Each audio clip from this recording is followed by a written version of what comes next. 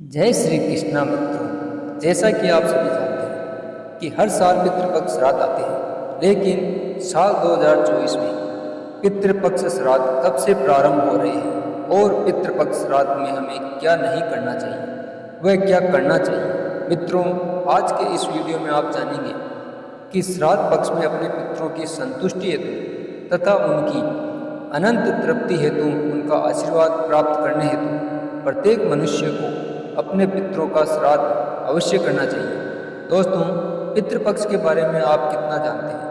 क्या आप जितना जानते हैं पितृपक्ष का अर्थ केवल उतना ही है या फिर कुछ शेष बच जाता है? आपको बता दें कि जन्म और मृत्यु का रहस्य जिस तरह से अत्यंत गूढ़ है, ठीक उसी प्रकार से पितृ भी है। वेद, दर्शन शास्त्र, उपनिषद और पुराण आदि में हमारे ऋषि मुनियों द्वारा जीवन और मृत्यु के अत्यंत गूढ़ रहस्यों पर विस्तृत चर्चा की गई है। श्रीमद् भागवत गीता में बताया गया है कि जो जन्म लेता है उसकी मृत्यु और मृत्यु को प्राप्त होने वाला जन्म निश्चिंत है और यही प्रकृति का नियम है। लेकिन इसमें यह भी बताया गया है कि मृत्यु के बाद शरीर नष्ट हो जाता है, लेकिन आत्मा कभी नष्ट नहीं होती। वह पुनः जन्म लेती है और बार बार जन्म लेती है। इस पुनः जन्म के आधार पर ही कर्म कांड में श्राद्धि कर्म का विधान बनाया गया। लेकिन अधिकांश लोगों में यह संदेह रहता है कि पूर्वजों के निमित्त दी गई वस्तुएं सचमुच में उन्हें प्राप्त होती है या नहीं।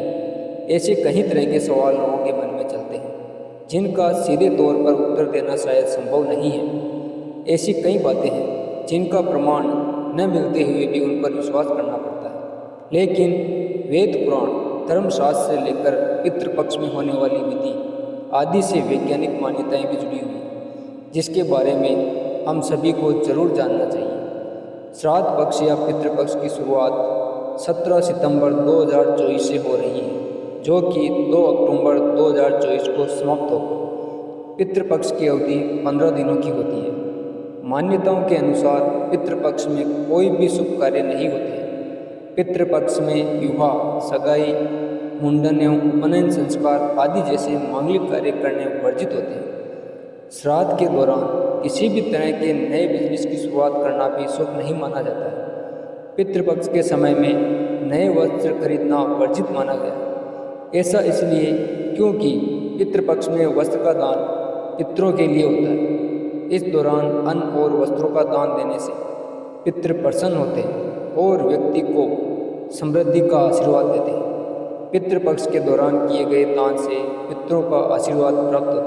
तो मित्रों, आपको बताते हैं कि पितृपक्ष श्राद्ध 17 सितंबर 2024 से प्रारंभ हो रहे हैं। अगर आपके घर में पितृदोष है तो आपको पितृदोष के लिए त्रिपिंडी श्राद्ध करना चाहिए, क्योंकि पितृदोष अगर जिसको लग जाते हैं वह उसको कहीं पर भी नहीं छोड़ते।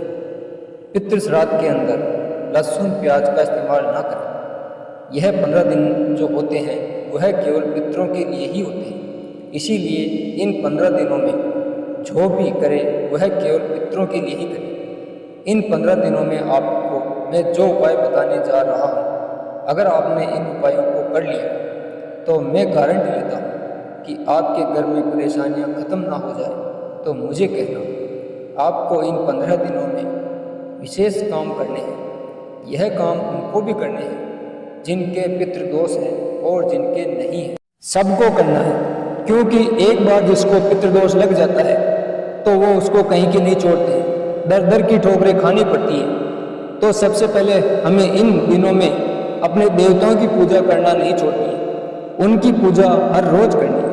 और पितृपक्ष में जो शाम को आपका खाना बनता है वह बिना लहसुन और प्याज का बनना चाहिए।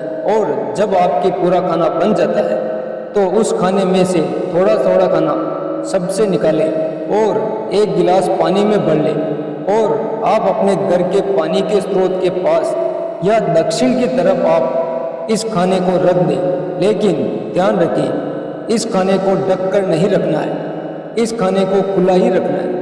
और अपने पितरों से प्रार्थना करें कि हे पितृदेव, आप जहाँ भी हैं आकर के आप अपना भोजन ग्रहण करिए। ऐसा करके आपकी जो भी इच्छा है मांग लीजिए। बहुत ही अचूक उपाय है, अवश्य करें। पितृपक्ष के दौरान हो सके तो लंबी यात्रा न करें, क्योंकि यह जो 15 दिन होते हैं वो केवल पितरों के लिए ही होते हैं। अब मैं आपको एक और विशेष उपाय बताता हूँ जिसको हर किसी को करना है। आप जिस घर में रहते हैं या कहीं पर भी रहते हैं, आप दरवाज़ा खोलने के बाद, सुबह ब्रह्म मुहूर्त में दरवाज़ा खोलने के बाद 1 लोटा पानी लें और अपने दरवाजे पर अवश्य छिड़कें। और पानी के छिड़कते समय अपने पितरों का नाम अवश्य लें। पितरों का नाम मतलब पितृदेव पितृदेव। इस प्रकार से यह छोटे छोटे उपाय आप अवश्य करें। एक चीज़ और बता देता हूँ दोस्तों, पितृपक्ष की अमावस्या को आपको क्या करना है। अमावस्या के दिन सर्वपितृ अमावस्या जो आती है, उस अमावस्या के दिन 1 लोटे में थोड़ा दूध, जल और तिल और थोड़े चावल और मिठाई लेकर दक्षिण की तरफ मुंह करके अपने पितरों का नाम लेकर उनको जल अर्पित करा दें। यह काम अमावस्या के दिन सुबह 9 से 10 बजे तक कर लें और शाम के समय 5 तरह की मिठाई ले लें और जो पत्ते के दोने आते हैं वही लें और दक्षिण की तरफ मुंह करके एक दीपक जलाकर कहे कि हे पितृदेव, आज सर्वपितृदेव अमावस्या है। मैंने आपके लिए यह उपाय किया है। हम आशा करते हैं कि आपको इस उपाय से शांति मिलेगी और हमें भी शांति प्रदान करें। ऐसा करके देखें, आपके जीवन में चमत्कार होने लगेगा। एक आसान आखिरी उपाय जो कि आप 15 दिनों तक कर सकते हैं। इस उपाय को सुबह या दोपहर के समय ना करें। इस उपाय को रात को संध्या काल के समय ही करें। इस उपाय को आप अपने पितृपक्ष के दिन भी कर सकते हैं। उपाय के लिए सबसे पहले आपको एक दीपक लेना है। दीपक मिट्टी का या आटे का होना चाहिए। फिर दिया बनाने के बाद सबसे पहले अपने रसोई घर के दक्षिण कोण को अच्छे से साफ करें। अगर दक्षिण दिशा में आपके रसोई घर ना हो तो आपके कमरे में दक्षिण कोण में भी कर सकते हैं। दीपक को आपको इस तरह रखना है कि दिया की जो बाती है वह दक्षिण दिशा की ओर होनी चाहिए। और यह ध्यान रखें, दिए को खाली जमीन पर ना रखें, दिए के नीचे चावल रखें। फिर दिया जलाने के बाद सबसे पहले भगवान गणेश को प्रणाम करें, फिर भगवान विष्णु और माता लक्ष्मी जी को प्रणाम करें। इसके बाद अपने पितरों को प्रणाम करें और भगवान से अपने पितरों की मुक्ति की एवं शांति की प्रार्थना करें। इसके बाद पितरों से पितृदोष मुक्ति की प्रार्थना करें। इसके बाद भगवान विष्णु जी के मंत्र का 11 बार जाप करें। मंत्र इस प्रकार है, ओम नमः भगवते वासुदेवाय का जाप करें। इसके बाद पितृदेव का 108 बार जाप करें।